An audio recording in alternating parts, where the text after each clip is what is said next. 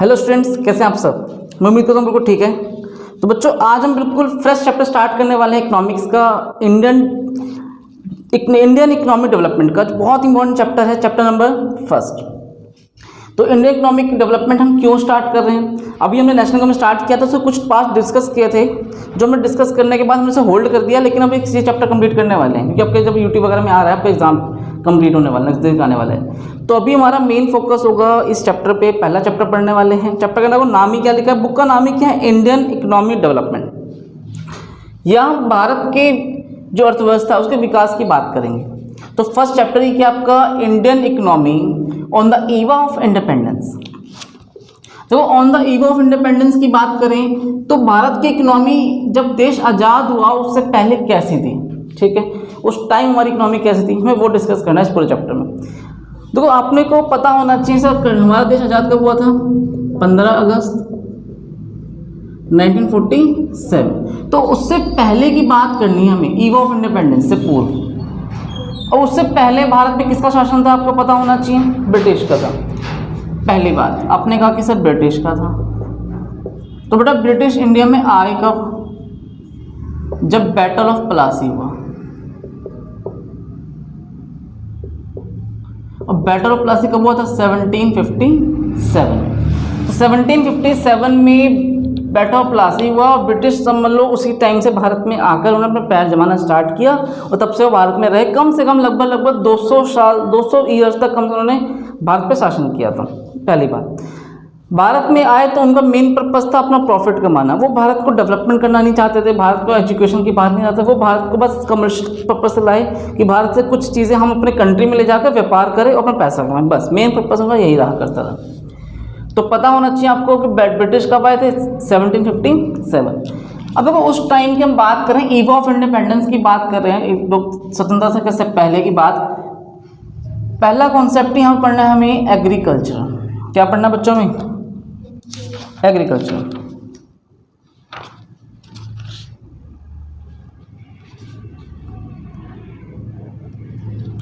Agriculture sector.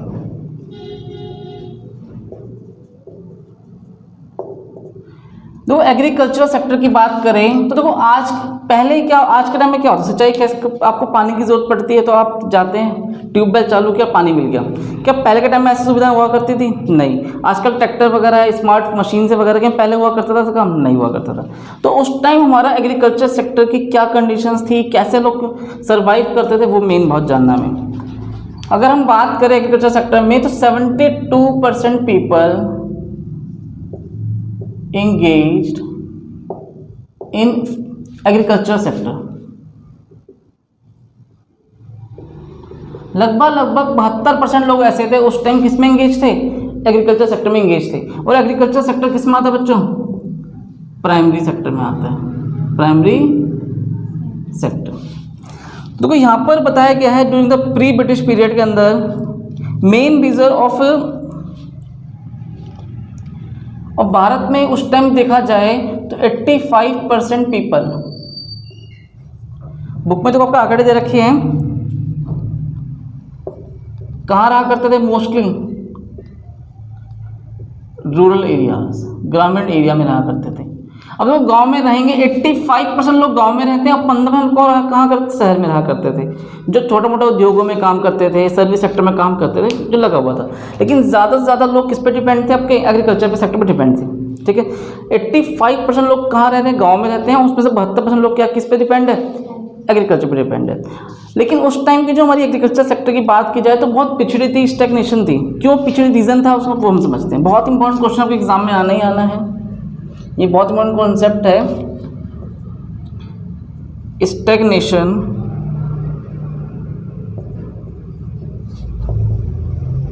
Of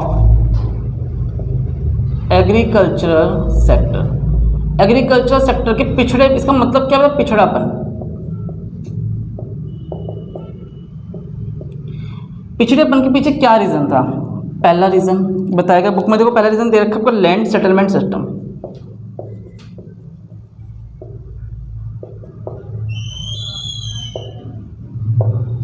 देखो पहले बच्चों उस टाइम क्या चलता था, जमींदारी सिस्टम हुआ करता था।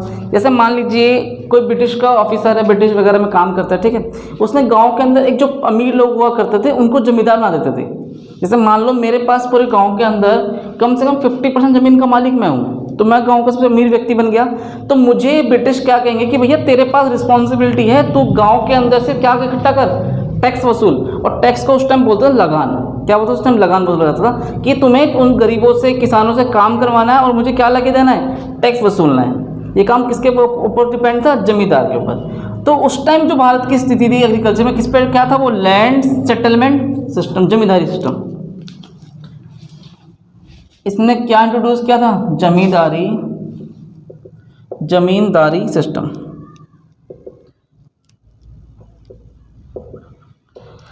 अब आपके मन में पूछना है कि सर जमींदारी सिस्टम इसने इंट्रोड्यूस किसने किया, कौन था इसका मालिक। तो भाई ये जो आप इंट्रोड्यूस हुआ था 1797 में हुआ था। और किसने किया था, लॉर्ड कॉर्नवेलिस। Lord Cornwallis. तो लॉर्ड कॉर्नवेलिस जो थे एक ब्रिटिशर्स थे जिन्होंने ये बात स्टार्ट करी थी जमींदारी सिस्टम की। कब, 1793 में। याद रहेगा। ये डेट का भी इंपॉर्टेंस इस चैप्टर में बहुत ज़्यादा है। देखो इकोनॉमिक्स जब पढ़ रहे हो, इंडियन इकोनॉमी, यहाँ कॉन्सेप्ट तो याद करना ही करना, लेकिन डेट के साथ भी चलना है, डेट के बिना काम नहीं चलेगा। तो जमींदारी सिस्टम कब आया था, 1793 में आया था। और कौन लेके आया था, लॉर्ड कॉर्नवेलिस लेके आए थे। बात समझ आ रही है। और ये बच्चों किसमें क्या वसूला था, इनका मेन काम क्या था, लगान वसूलना। इसका मतलब क्या होता है, टैक्स। फिल्म भी आपने फिल्म भी देखी हुई, लगान के ऊपर फिल्म बनी हुई आमिर खान की, जिसमें वो मैच खेलते हैं, मैच जीत जाते हैं, इस तरह का पूरा फिल्म आपने देखा होगा, तुम्हें समझा, फील किया। तो वही जो लगान था, टैक्स वसूलने का काम होता था। टैक्स ही एक तरीके से जमींदारों को दी जाती थी, व्यवस्था दे देते थे ना कि भाई पूरा गांव की जिम्मेदारी तुम्हारे ऊपर है, तुम जाओ बस उनसे क्या लेके आओ, लगान वसूल के आओ। पहली बात, ये एक बहुत बड़ा रीज़न था भारत में एग्रीकल्चर सेक्टर के पिछड़ेपन के पीछे, याद रहेगा। एक सेकेंड जो रीज़न बताना चाह रहा है बुक के अंदर ही, commercialization of agriculture. Commercialization of agriculture. देखो कमर्शियल मतलब क्या होता है, व्यवसाय। एक बात बताओ बच्चों, आप खेती करते हो, आप किसान हो, ठीक है, घर में 5 बच्चे हैं, बीवी है, माँ है, आप खेती करोगे, ज़मीन है, तो किस पर्पज़ से खेती करोगे, आपका पर्पज़ मेन क्या होना चाहिए कि भैया खेती करूँ और मुझे खाने को मिल जाए, मेरा काम चल जाए, हाँ या ना। आपका पर्पस ये होना चाहिए कि आप वही उगाओगे जो आप खा सकते हो, गेहूं, चावल, दाल, दलहन, सोयाबीन, तेल, सरसों, जो भी आप उगा सकते हो, कोई ज़रूरत की चीज़ें। लेकिन उस टाइम आप अपनी मर्जी से कुछ उगा नहीं पा रहे थे। दिक्कत क्या थी, जो ब्रिटिश का था, ब्रिटिश का मेन पर्पस यही था कि आप वो उगाओगे जो हम तुम्हें कहेंगे, कमर्शलाइजेशन, व्यवसाय, क्योंकि उनका मेन पर्पस बिजनेस करने का था। तो उन्होंने केवल आपकी जो ज़रूरत की चीज़ें हैं, उपभोग कंजप्शन की चीज़ें, उन पर ध्यान नहीं दिया, बस बिजनेस पर्पस से उन पे ध्यान दिया जिसपे उनका व्यापार अच्छा चल सकता था। लाइक किन चीज़ों पर उन्होंने बेटा ज़्यादा ध्यान दिया, तो कमर्शलाइजेशन में उन्होंने जूट पे बहुत ज़्यादा ध्यान दिया, जूट या कॉटन, जूट एंड कॉटन, ये दो। अब भाई बताओ क्या जूट खा लो क्या आप, कि कॉटन खा के रह सकते हो दिन भर, क्या फ़ायदा। लेकिन हाँ, व्यवसाय करने के लिए दोनों चीज़ें बहुत इंपॉर्टेंट थी। और जूट का एक दूसरा नाम भी है, क्या नाम है जल्दी बताओ, अनदर नेम ऑफ जूट, हाँ जी बोलो, गोल्डन फाइबर, गोल्डन फाइबर, याद रहेगा। तो जूट का दूसरा नाम भी है गोल्डन फाइबर। तो कमर्शियलाइजेशन ऑफ एग्रीकल्चर, ये बहुत बड़ा रीज़न देखा गया था कि स्टैग्नेशन ऑफ एग्रीकल्चर सेक्टर। पहला जमींदारी सिस्टम था, दूसरा हमने जो खेती करी वो अपने पर्पस के लिए नहीं करते थे, किसके लिए करते थे, कमर्शियलाइजेशन के लिए करते थे, ताकि व्यापार उनका बहुत अच्छा फल फूल पाए। नंबर 3, तो नंबर 3 में क्या कहना चाह रहे हैं, यहाँ पर एक वर्ड लिखा है, low level of productivity, low level of productivity. तो प्रोडक्शन का जो लेवल था आपका बहुत ज़्यादा लो था। अब आप कहोगे सर लो क्यों था, क्या रीज़न था। उस टाइम आपके पास टेक्नोलॉजी नहीं थी, याद रहेगा, ठीक है। उस टाइम आपके पास टेक्नोलॉजी नहीं थी, लैक ऑफ इरिगेशन, आप सिंचाई नहीं कर सकते थे, आपके पास लैक ऑफ इलेक्ट्रिसिटी, ट्रांसपोर्टेशन नहीं था आपके पास इतना बढ़िया, एटसेट्रा। तो आपने देखा कि सर उस टाइम प्रोडक्शन की जो प्रोडक्टिविटी थी बहुत डाउन थी। रीज़न कई सारे हो सकते हैं, इलेक्ट्रिसिटी नहीं है, ट्रांसपोर्टेशन नहीं है, अच्छे क्वालिटी के बीज इस्तेमाल नहीं कर सकते आप, इरिगेशन नहीं कर सकते। किस पर डिपेंड थे? वर्षा पर डिपेंड। देखो बारिश होगी तो फसल अच्छी हो जाएगी, बारिश नहीं होगी तो फसल अच्छी नहीं होगी, ये चलता था। क्या इसके साथ आप चल सकते हो?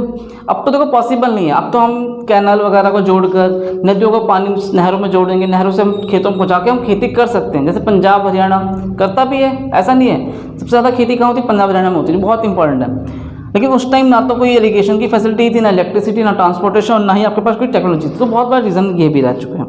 लास्ट पॉइंट देखो यहाँ पर लिखा है स्कार्सिटी ऑफ इन्वेस्टमेंट, जो चौथा पॉइंट है।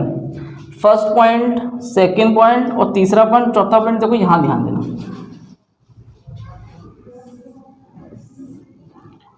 फोर्थ पॉइंट क्या था? दिक्कत क्या थी?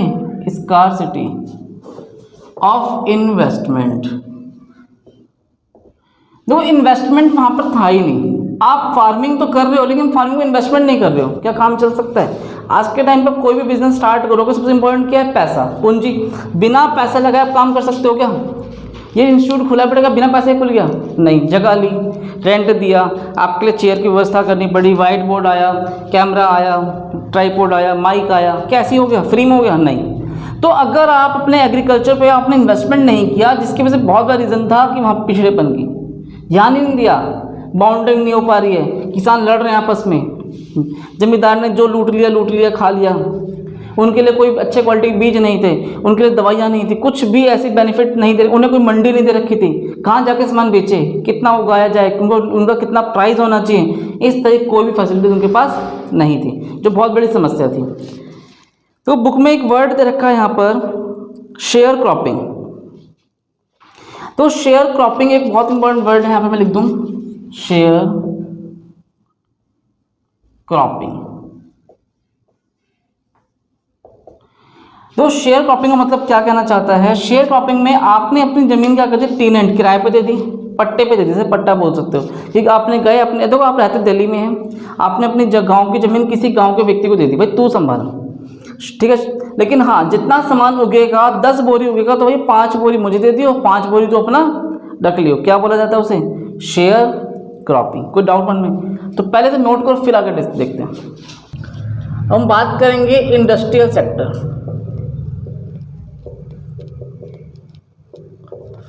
तो जिस तरह एक एग्रीकल्चर सेक्टर की हालत खराब थी, तो क्या आपको लगता है इंडस्ट्रियल सेक्टर की हालत बहुत अच्छी रही होगी? वो भी खराब थी। दोनों सारे ही सेक्टर खराब कर रखे थे उन लोगों ने।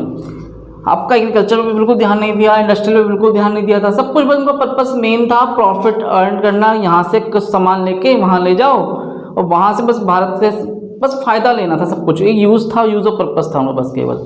तो इंडस्ट्रियल सेक्टर की अगर हम बात करें तो यहाँ पर पहली कंडीशन की बात करेंगे तो क्या हम लिखेंगे यहाँ पर? Deindustrialisation. डी इंडस्ट्रियलाइजेशन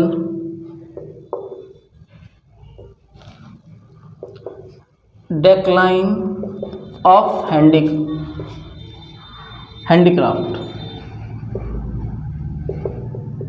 ठीक है, देखो डेक्लाइन ऑफ हैंडीक्राफ्ट का मतलब क्या है? हाथों से बनी वस्तु, इसे हम बोलते हैं हस्तशिल्प।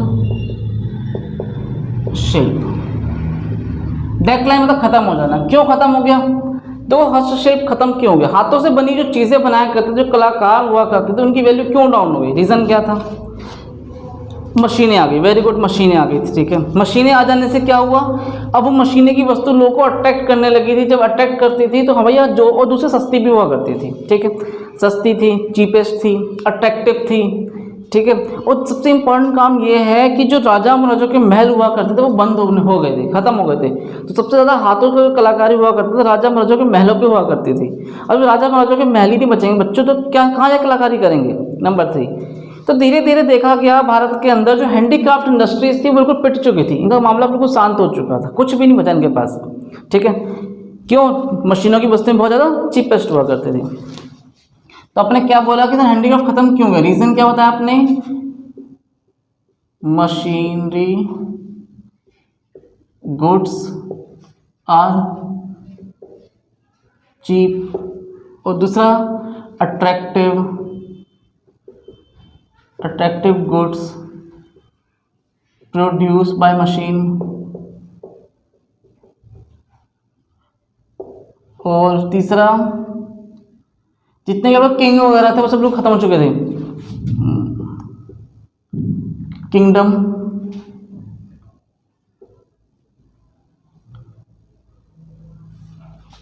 जो भी किंगडम हुआ करते थे वो भी सब क्या हो चुके थे बेटा, राजा और शासन बिल्कुल खत्म हो चुका था, लॉस हो चुका था, किंगडम लॉस। तो कई तरह के रीजन हुआ करते थे।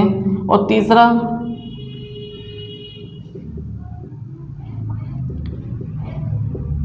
हैंडीक्राफ्ट गुड्स प्राइस मोर, इनका जो प्राइस हुआ करता था काफ़ी ज़्यादा हुआ करता था। अब देखो डी इंडस्ट्रियलाइजेशन का मतलब क्या, डेक्लाइन ऑफ हैंडीक्राफ्ट, हैंडीक्राफ्ट खत्म हो जाना। भारत से देखो पहले क्या था, कंडीशन समझना, एक तरफ इंडिया है, दूसरी तरफ बेटा कौन है, ब्रिटेन, है ना, ठीक है। भारत से रॉ मटेरियल यहाँ जाएगा, रॉ मटेरियल, और यहाँ से फिनिश गुड्स यहाँ आएगा। हाँ भाई समझा आपका कॉन्सेप्ट, रॉ मटेरियल जाएगा, फिनिश गुड्स आएगा। क्यों आएगा, ताकि भारत के लोगों को हम जबरदस्ती थोप सके कि भैया हमारी बनी हुई मशीन से, हमारी जो मशीनों से सामान बन रहा है वो तुम खरीदो। तुमने जबरदस्ती कहा था तुम्हें खरीदना पड़ेगा। रीज़न क्या था, समझ में आपको कॉन्सेप्ट। यहाँ से वो कच्चा माल ले जाते थे ब्रिटेन, ब्रिटेन में मशीनें जो लगा रखी थी वहाँ से सामान तैयार होता था और भारत में लाके बेचा जाता था। कोई डाउट मन में। तो बुक में एक लाइन लिखी है यहाँ पर, the British government systematically destroyed the Indian handicraft to get raw material from India at cheap rate to be used upcoming modern industry in Britain to sell finished product of Britain industries in Indian market at higher prices। ठीक है, आप raw material लेके जा रहे हो cheap rate पे, ठीक है बच्चों, और फिनिश गुड्स कैसे बेच रहे हो, हाई रेट पे। हाँ ये तो नाइंसाफी है। और सबसे बड़ी बात, जो ब्रिटेन था वो एक तरह से मोनोपोली था इसका भारत के व्यापार पे। भारत से सामान कहाँ जाएगा, कौन डिसाइड करेगा, ब्रिटेन, पूरा मोनोपोली, एकाधिकार था। इसके अलावा किस कंट्री को बेचना है नहीं बेचना कोई पर्पस ही नहीं था। सारा सामान कहाँ बिकता था मोस्टली टाइम, ब्रिटेन। और ब्रिटेन किसी और कंट्री तक बेचता तब वो डिसाइड करता था कि हाँ इसे देना चाहिए या इसे नहीं देना चाहिए, पहली बात है। अब देखो अगर हम देखें यहाँ पर second point, adverse effect of decline handicraft. आपके मन में क्वेश्चन आएगा सर हैंडीक्राफ्ट खत्म तो हो गया लेकिन उससे वजह क्या रीजन, क्या कम दिखे, क्या एक प्रभाव पड़ा भारत के ऊपर, हाई अनएम्प्लॉयमेंट। हाँ भाई अनएम्प्लॉयमेंट क्या होने लगी, बहुत ज़्यादा बढ़ने लगी। क्यों, जब लोगों के काम धंधे खत्म हो जाएंगे, हैंडीक्राफ्ट वाले जो मजदूर थे वो बेकार बैठेंगे तो क्या करेंगे, कुछ करेंगे। अब वो बताओ, अब अगर मैं पढ़ा रहा हूँ, अगर सारे इंस्टीट्यूट बंद कर दो, पढ़ाना लिखाना बंद कर दो तो क्या होगा, हमारा काम चलेगा, पॉसिबल है नहीं। जो बंदा सफ़ेदी कर रहा है, अब सफ़ेदी में बैन लगा तो सफ़ेदी नहीं होगी कल से, क्या करेगा वो बंदा, कुछ काम कर पाएगा, उससे क्या बढ़ेगी, अनएम्प्लॉयमेंट जनरेट होगी। यहाँ पे एक और लिखा है इम्पोर्ट ऑफ फिनिश गुड्स, सबसे बड़ा नुकसान देखा गया import of finish goods. Finish goods बहुत बड़ी मात्रा में भारत आने लगे, इम्पोर्ट मतलब आया, भारत में सामान आने लगा। और एक्सपोर्ट मतलब क्या होता है, निर्यात, सामान यहाँ से जाना, याद रहेगा। तो हैंडीक्राफ्ट खत्म होने से एक तो बेरोजगारी बढ़ने लगी और दूसरी बात भारत में बहुत तेजी से आयात बढ़ने लगा, इंपोर्ट बढ़ने लगा। हम बहुत बड़ी मात्रा में ब्रिटेन सामान खरीद के भारत में लाने लगे, और वो भी कैसे रेट पर लाते थे, बहुत हाई, बहुत ज़्यादा रेट में बेचा करते थे। एक और बात समझना, यहाँ पर लिखा है lack of capital goods, like example देखो समझना, मशीनरी, टूल्स एटसेट्रा। जो भी बड़ी बड़ी मशीनें हुआ करते थे, टूल्स हुआ करते थे, औजार वगैरह हुआ करते थे, वो भारत में था ही नहीं। उस टाइम जितने भी मशीनरी टूल्स वगैरह थे, हम किस पे डिपेंड थे, किसी और कंट्री पे डिपेंड थे, वहाँ से लाते तब हम भारत में कोई काम कर पाते थे। क्या आज ऐसा हो पाता है, नहीं। आजकल तो भारत में अपनी अपनी टेक्नोलॉजी है जिससे हम अपना सारा काम खुद कर पा रहे हैं, ठीक है, अगर हम छोटे मोटे काम के लिए किसी और कंट्री पर डिपेंड हो जाए तो भारत का विकास हो पाएगा? पॉसिबल ही नहीं है। तो ये उस टाइम की जो बहुत बड़ी दिक्कत थी, lack of capital goods. Capital goods ही नहीं था, मशीनें नहीं है, टूल्स नहीं है, कैसे काम चलेगा? नंबर देखो 4 लिखा है, सबसे इंपॉर्टेंट है यहाँ पर, 4th पॉइंट है यहाँ पर, low limited role of public sector. Limited role of public sector. Government के जो पब्लिक सेक्टर, गवर्नमेंट सेक्टर हुआ करता था, उसका रोल बहुत लिमिटेड था, उसके पास इतना शक्तियाँ नहीं थी जिससे वो इंडस्ट्री पे ध्यान दे पाता। लास्ट पॉइंट क्या लिखा है? Low contribution GDP. Gross domestic product के अंदर जो देश की इनकम है, ग्रॉस डोमेस्टिक प्रोडक्ट, उसमें जो एग्रीकल्चर सेक्टर का जो कंट्रीब्यूशन था बहुत ज़्यादा डेक्लाइन था, कम था। रीज़न क्या है? क्योंकि आपने इंडस्ट्री पे इतना ध्यान बिल्कुल भी नहीं दिया, ना कोई इंडस्ट्रीज थी। एक यहाँ पर एक बहुत इंपॉर्टेंट पॉइंट लिखा है, टिस्को। ये जो कंपनी थी TISCO, ये कब से पहले खोली गई थी? 1907 में। कहाँ खोली गई थी? 1907 में, इन जमशेदपुर। इन जमशेदपुर। देखो जमशेदपुर पहले बिहार का ही पार्ट था, क्योंकि पहले झारखंड और बिहार एक ही था, लेकिन अब जाकर अलग हुआ है। अब बिहार अलग है, झारखंड अलग है। तो इस टाइम जमशेदपुर कहाँ बेटा? झारखंड में है।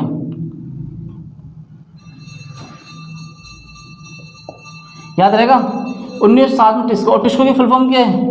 Tata iron steel company. Tata iron steel company.